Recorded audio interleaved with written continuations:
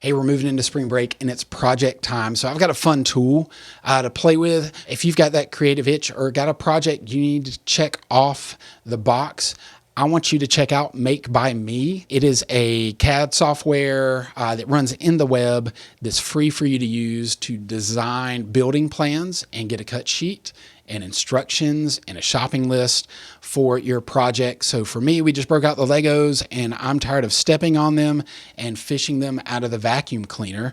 So I found this really cool under couch storage that I want to create instead of buying it. So I'm going to make it custom for my couch. I'm going to make it a little bit bigger so it holds all the Legos for my kiddos and we can have a good time play with those and keep them stored out of the way when we're not using them.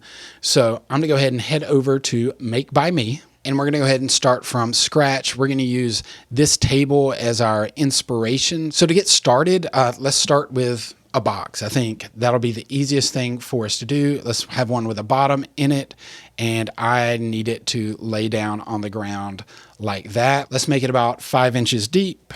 That'll hold all of our Legos, and then let's do a good 36 by 24. Like that. We can use our mouse to look all around. We can drag and drop it, but we're just going to leave it right there, hit add to project. So there's our box. Now we need to add some partitions in there. So we're going to go down to add materials and back out of plywood. And instead of structures, let's go over to materials and lumber. And let's grab a 1x4. I'm just going to hit add to project. You don't have to even type in, but you can see it turns pink as it butts up against everything. And so I'm butting it up against the base of the box and the side of the box. We're going to hit resize, turn my camera and bump it right there. Hit done. Let's go ahead and rotate that guy. I'm going to move him. So we have like 5 inches of storage, I think would be a good shot right there. And let's go ahead and let's duplicate that guy and rotate him 90 degrees. And I want to go ahead and butt him right there and put him in the middle. Let's resize.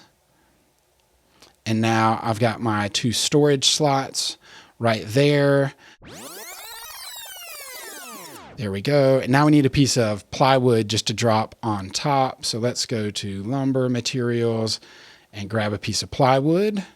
I'm just going to hit add to project because we're going to snap it where we want it.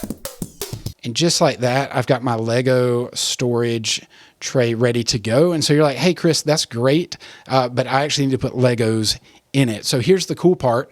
Click on plans down here by materials, and I can see step-by-step instructions.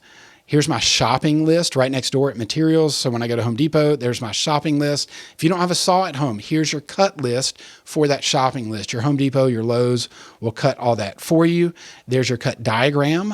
So the gray is going to be what you have left over on there. And then it's even going to let you know what tools you need to build this. So if your big box hardware store will cut it for you, then all you need is a pencil, a square, a measuring tape, and then some fasteners. What project are you going to knock out over spring break? Or how would you use this tool with your students?